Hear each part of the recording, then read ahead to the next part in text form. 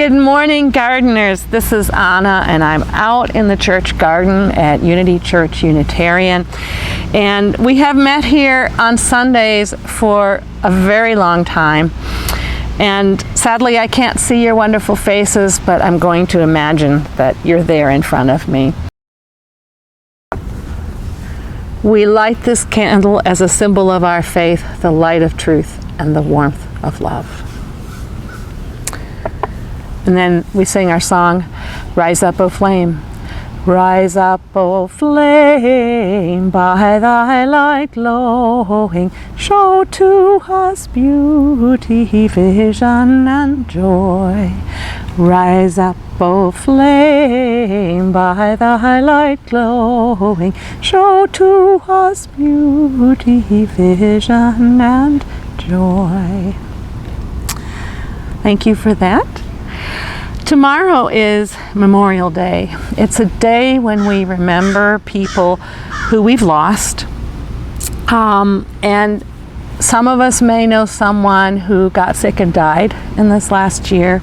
Someone may have a relative in the military who died fighting for our country. We remember them, we mourn their passing. We know that a terrible disease, COVID, has taken many people and taken people disproportionately, and we also know that all of those people had family who loved them, and so we remember them. We know there is violence in this world, and we know that people are hurt by that violence. And remember George Floyd, who died just about exactly a year ago this week. And his death made us think deeply about the role of injustice in our world and has helped us to imagine a better place. And so we especially remember George Floyd. I'd also like to reflect on changes since last year. I'm so glad to be in this garden filled with green growing things. It gives me peace, it's a peaceful place, and it gives me hope.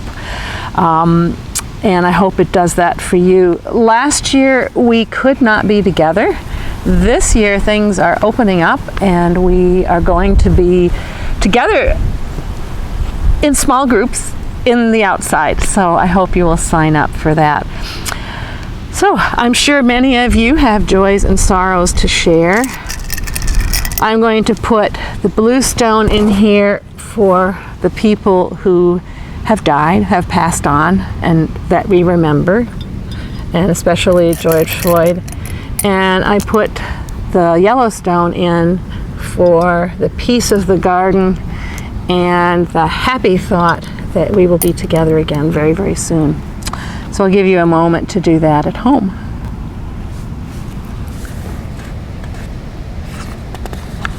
So spring is everywhere right now. The birds are chirping, the plants are growing, and in this garden we can see that. Behind me I've got the strawberries, we have tomatoes, we have garlic, we have the beginning of our garden beds, and several friends have been helping me plant this spring, and it's looking fantastic. So I hope you come here to see that as well.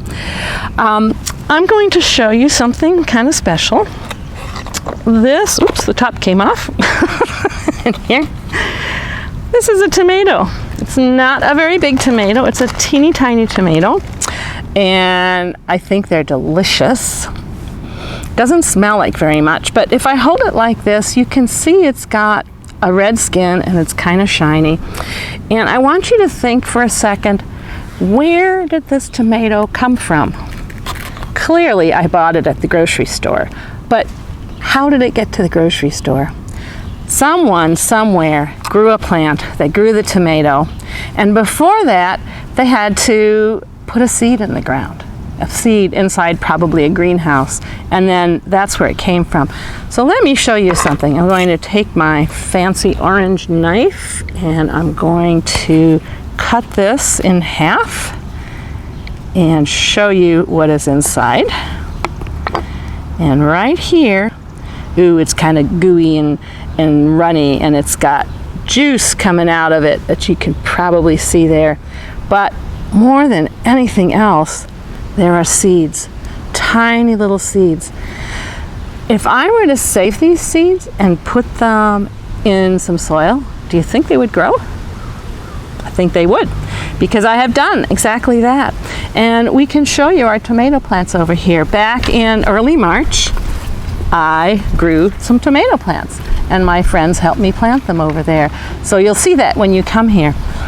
So we can take seeds, we can save seeds from our plants, and we can take care of them, and we can grow them again. We can grow the plants again. You can't always get exactly the same plant from the seeds that you started with, because there's some genetic variation there. So some of them work better than others, but you can save seeds. And the story I'm going to share with you today has to do with seeds. I have a mixture of them here. There are seeds that are probably in your pantry at home, like this quinoa that I cook and put into salads. And then there are seeds like this that I saved from bean plants from the garden. And they come in all different sizes and shapes and colors, and when you cook them up, they are yummy in soups and chilies and stews and bean burgers and all sorts of cool stuff like that. So my story today is called A Handful of Seeds. And it's a story about a little girl called Concepcion. She lives in Mexico, in kind of the general area of Mexico City. And many children around the world don't have what we take for granted, things like clean water and nutritious food and health care and even school. A lot of kids can't go to school around the world, so that's kind of a special thing. So this story is about Concepcion, and she lived with her grandmother on a little house on a hill. Together they cleared the stones to make a vegetable garden. They planted corn and beans and chiles. Remember to save enough seed for the next planting, grandmother said. Then you will always have something to eat. Every day, Concepcion walked to the stream to get water and walked back with heavy cans hanging from her shoulders. Carefully, she poured the water, the precious water, around the corn. Weeks passed, the sun shone, the beans wound their way around their stalks to reach the sun, and the chili bushes flowered. When the corn and the beans and the chilies were ripe, grandmother gave some to the man who owned the land and saved some to eat and sold the rest to the neighbor next door, who took it to sell in the city far away in the valley below. He brought back fresh buns and rice for them to eat. One sad day, grandmother died. You cannot stay here, said the man who owned the land. I have a family ready to move in. But I will work for you, said Concepcion. This family can work harder and grow more corn and beans than you can, he said. So she had to leave the little house with its painted walls and clean mud floor. Come and live with us, the neighbor's wife said. But Concepcion knew that there was already a family of 7 children to feed. I will go down there, she said. She pointed to the valley where the city lay. Ooh, that is a long walk for such short little legs. The neighbor's wife shook her head. My legs are strong from carrying water, said Concepcion. She hugged them and said goodbye, and they said, God go with you, because they knew the journey would be hard. So Concepcion bundled up the corn and beans and chiles that grandmother had saved, and she set off with her cart down the stony path into the valley. It was a very long walk, and Concepcion's bare feet were tired and sore by the time she reached the barrio on the edge of the city. What she saw there stopped her cold. She saw hundreds of huts made of tin and plastic and cardboard, crowded close together, each leaning towards the next. This is the city, she wondered. I thought it would be beautiful. She walked along the narrow, muddy paths, stumbling with tiredness until she bumped into a gang of children. Look where you're going, can't you? "Oh, I beg your pardon," Concepcion said politely. Their clothes were torn, and their faces were dirty, and their hair was tangled. But when she smiled at them, they smiled back. "My name is Thomas. Where are you from?" Concepcion pointed to the high hills. "But my grandmother is dead," she said. "Well, stay with us," said Thomas. "We will teach you how to pick through the garbage and sell it, and how to take merchants' food without paying for it, without being seen." "Ooh, that's stealing," said Concepcion. "I know," said Thomas, "but it's better than starving." "Well, I have corn and beans and chili," she said. "Ha, that's not enough for one good meal," said Thomas scornfully. "When they grow, they will be enough. You will see." "You're crazy. They'll never grow here. But you could stay with us if you want." So she did. She lived with the children on the edge of the dump. She dug the hard ground with a broken handle of a kettle. She made a tiny wall of stones, and she planted some of her corn and beans and chiles. Every day she watered them and watched them grow until they came up green and bright. The chilies and the beans flowered, and was the prettiest sight in the whole barrio. Concepcion was sure that her dear grandmother was watching over her little garden. But one day, Thomas and the others came running around the edge of the dump, with the police chasing after them. The police yelled and hit her friends with their sticks. The children cried and they screamed. Concepcion hid among the garbage. "Oh, why did I come to the city?" she asked herself. It was so scary. When everything was quiet, she peeked out like a frightened mouse. The children were covered with bruises, and the garden was trampled flat. "Why are you crying?" Thomas asked crossly. "The police didn't beat you." My garden is spoiled. If the corn and beans and chiles had ripened, we would have had food to eat and sell, and you wouldn't have to steal." "Ah, no use crying. It's all finished now." Concepcion dried her eyes. "I still have some seeds left," she said. Thomas licked his cut lip and nodded. "This time, we will all help you plant your corn and beans and chiles." With everyone's help, they dug a big plot and planted the rest of grandmother's seeds.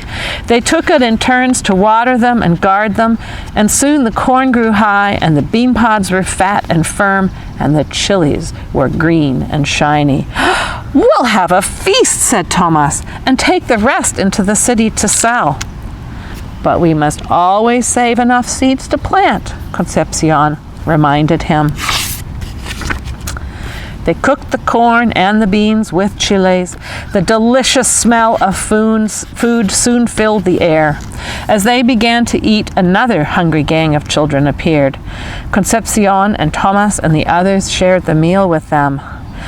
"Ah, but our garden cannot feed all the children in the barrio," Concepcion said sadly. But suddenly she had an idea. She took some of the seeds she had saved and gave them to the leader of the other gang. She told him how to make a garden, how to plant, how to water the seeds, and always save enough seeds for another planting and to share with other children, she told him, as grandmother had told her. He promised he would do so. That night, as Concepcion lay on her blanket, she was sure that grandmother was smiling down on her from the sky, and that her eyes were no longer misty with age, but as bright as the stars that shone over the barrio. There he is.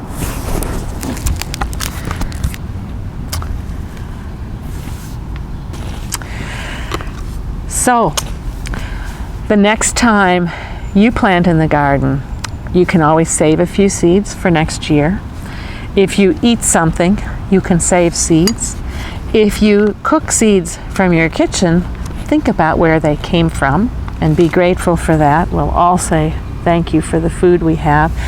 And if you come into the garden this week, we will have plants and seeds that you can help us plant right here in this space. So with that, I would like to extinguish my flame.